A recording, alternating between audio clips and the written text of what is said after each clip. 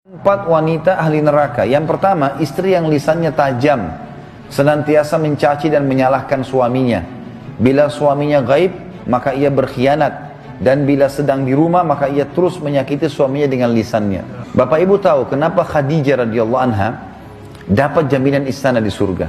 Jadi pernah satu kali, Khadijah radhiyallahu anha saking cintanya dengan Nabi SAW dan taunya bagaimana taat dengan suami, sampai tidak pernah Khadijah radhiyallahu anha mendahului perkataan Nabi SAW. Tidak pernah.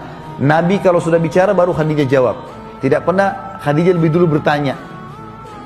Itu, jadi dia selalu lakukan itu. Kemudian yang kedua, Khadijah tidak pernah angkat suaranya dengan Nabi SAW. Kalau intonasi suara Nabi misalnya kalau kita kasih angka 6, Khadijah pasti 5 atau 4. Tidak pernah di atasnya. Dan saking pekanya sampai Khadijah bisa faham dari raut wajah Nabi dan dari bahasa tubuh beliau kalau beliau butuh makan atau butuh minum. Satu waktu pernah dalam hadis Bukhari, dan ini sebab dapat jaminan surga, pernah Nabi SAW lagi duduk bersama Khadijah, lalu Nabi SAW duduk dengan posisi Khadijah tahu kalau itu butuh makanan. Maka Khadijah nggak banyak bicara, mengatakan, saya akan ke dapur, lalu dia pergi ke dapur, urusin makanan kesukaan Nabi SAW. Nabi pun tidak tahu kalau dia lagi bawa makanan sebenarnya. Jadi ini saking pekahnya. Begitu Khadijah lagi mau datang ke kamar, Jibril datang dari langit alaihissalam, dan Jibril berkata, hai Muhammad, sebentar lagi istrimu Khadijah akan datang. Sampaikan salam Tuhannya. Allah kirim salam sama Khadijah. Dan salamku juga. Jibril kirim salam. Ini lihat ibu-ibu luar biasa.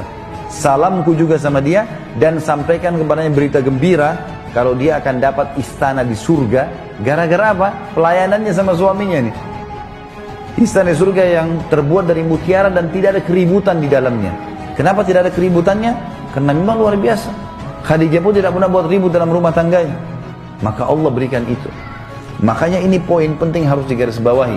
Dan yang paling berbahaya memang dari perempuan, ibu-ibu hati-hati lisannya. Kontrol lisan. Karena kapan intonasi suara dan kalimat ini keluar kasar, ibu sedang hadapin suami.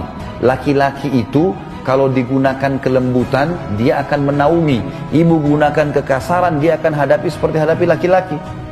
Yang kedua adalah istri ahli neraka ya. Perempuan, istri yang membebani suaminya di luar kemampuannya. Ibu tahu nggak, subhanallah, ada penelitian Bapak Ibu sekalian, banyaknya terjadi masalah laki-laki yang koruptor, ada masalah apa segala, di belakangnya istrinya. Penelitian itu, secara global persentase terbesar laki-laki yang buat kriminal dan kesalahan di belakangnya ada istrinya.